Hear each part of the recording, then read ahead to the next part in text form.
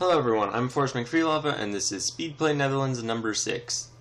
So the events of this episode have been a long time coming and I'm very glad that they are finally here. Initially we just deal with a bit of internal management, we start building up our navy a little bit, we check on the religious situation, which is Protestantism is growing rapidly, which is fantastic news as we are Protestants.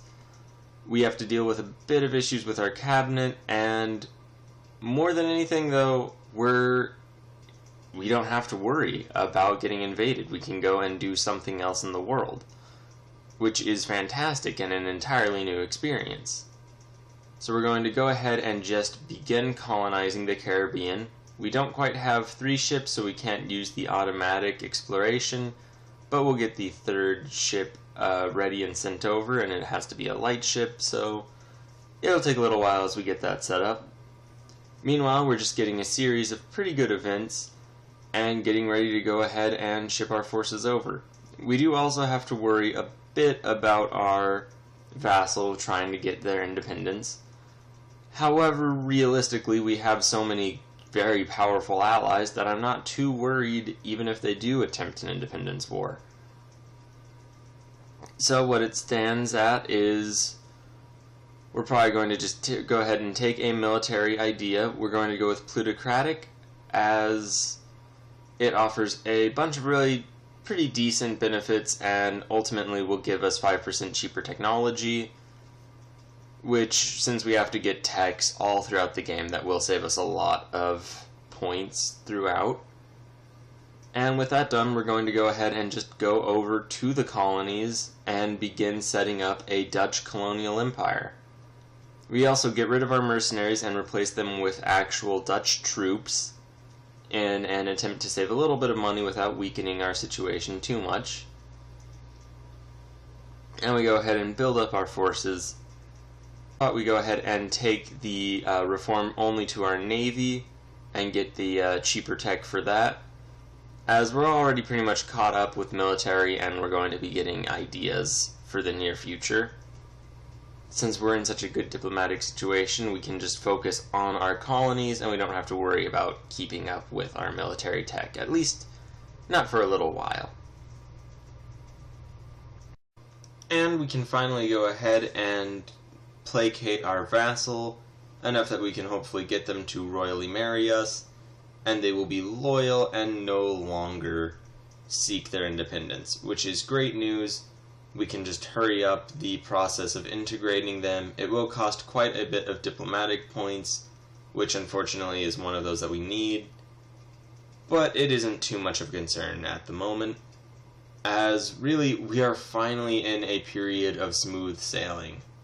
After the constant strife and coalition wars, the coalition is still a threat, mind you, but they're not actively declaring war as soon as they get the opportunity, which is a tremendous and monumental step in the right direction. And our situation is only going to get better as time goes on. We are getting a series of events, not all great, but fairly good, and we're finally at a point where we don't have to constantly be worrying about defending our country against hordes of other nations. We can just go ahead and admittedly, we do get a call to arms, which we are going to have to ignore, as it's really just not feasible for us to side against Bohemia, who is the emperor. And I do take quite a while to determine what we should do, and we simply cannot go to war against the entire empire. Instead, we go ahead and just focus back on our colonies. We did lose one of our major allies, which is definitely a bummer, but we can go ahead and instead focus on a colonial war, which could very well net us, at the very least, a province and most likely quite a bit of income, at least for 1 month or so, as colonial nations, or not exactly colonial nations, but native nations, tend to have a humongous amount of gold. And we do get around 500 from them, which will greatly aid in our development for our nation at home. And it really makes it so that we don't have to worry so much about our budget, which has been a tremendous concern for quite some time now. We're able to build up our fleet to an extent, which is great news. We go ahead and core our provinces. We had an event where we got one province from our vassal Flanders. I had just assumed that we would have it as a core, but it turns out that that was not the case. We get a second call to arms, which we actually do answer, as it's not against one of our allies. And while I don't intend to help them very much, it is definitely for the best that we do send a few forces over, just so our ally isn't completely destroyed. That being said, while we do win the first battle in the war, I don't very much intend to stay with them throughout, as we do have to deal with our colonies and vassalizing and integrating areas, or more accurately, just integrating the areas that we have already vassalized. I don't quite think that we will get any more vassals in the near future. Luckily, since our vassal is loyal to us now, they are able to help us with one revolt. And at this point, the situation in Europe is more or less alright. We're not going to help our ally any more than we already have, as we don't have a large enough army to do so, or enough transports to ship our forces over. We get a new ruler, which ideally we'd be able to get a new ruler every 4 years. Unfortunately, it doesn't always work out that way, and we very nearly complete our next idea group, which is just tremendous news as we get to move forward without having to worry too much about anything.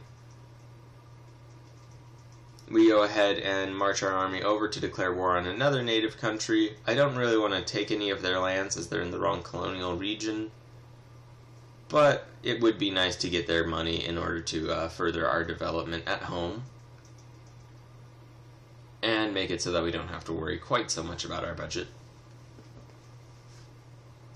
So while the siege persists, we go ahead and look at our idea groups and many other options for how to improve the country. We do end up getting their money and going ahead and using a bit of that to build more buildings. As you can never really have too many buildings, we focus on trade as we are at the edge of a trade hub at the very end of the line, so we are naturally going to get quite a bit of money.